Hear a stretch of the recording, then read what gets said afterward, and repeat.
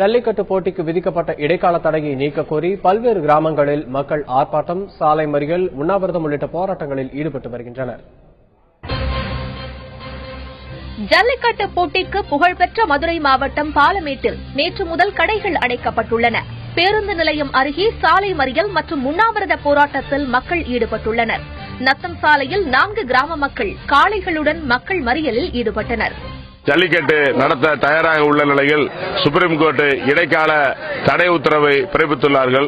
மத்திய மாநில அரசுகள் எங்களுக்கு இந்த ஜல்லிக்கட்டை பெற்றுத்தர வேண்டும். மதுரை மாவட்டம் உசிலம்பட்டியில் ஜல்லிக்கட்டுக்கு அனுமதி வழங்க கோரி தென்னிந்திய பார்வர்டு பிளாக் கட்சியினர் ஆர்ப்பாட்டத்தில் ஈடுபட்டனர். விலங்கின ஆர்வலர்களுக்கு எதிராக அவர்கள் முழக்கங்கள் எழுப்பியதால் அங்கு பரபரப்பு ஏற்பட்டது.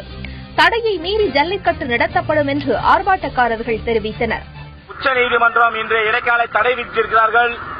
ஒட்டுமொத்த தமிழகத்தை புறக்கணிக்க வேண்டும் என்று உச்சநீதிமன்றம் இந்த முடிவை எடுத்திருக்கின்றது. தயவு கூர்ந்து உச்சநீதிமன்றம் தமிழகத்தினுடைய மக்களை அவர்களுடைய உணர்வுகளை புரிந்து கொண்டு உச்சநீதிமன்றம் இதுக்கு தடை விதிக்காமல் வருகின்ற தைப்பொங்கல் அன்று ஜல்லிக்கட்டை நடத்துவதற்கு உச்சநீதிமன்றம் ஒத்துழைப்பு அளிக்க வேண்டும்.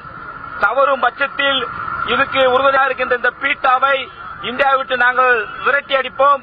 அப்படி அதுவும் நடக்காத பட்சத்தில் ஒட்டுமொத்தமாக தமிழகம் முழுவதும் தென்னிந்திய பார்வர்டு பிளாக்கின் சார்பாக தடையை மீறி நாங்கள் ஜல்லிக்கட்டை நடத்த தயாராக இருக்கிறோம்.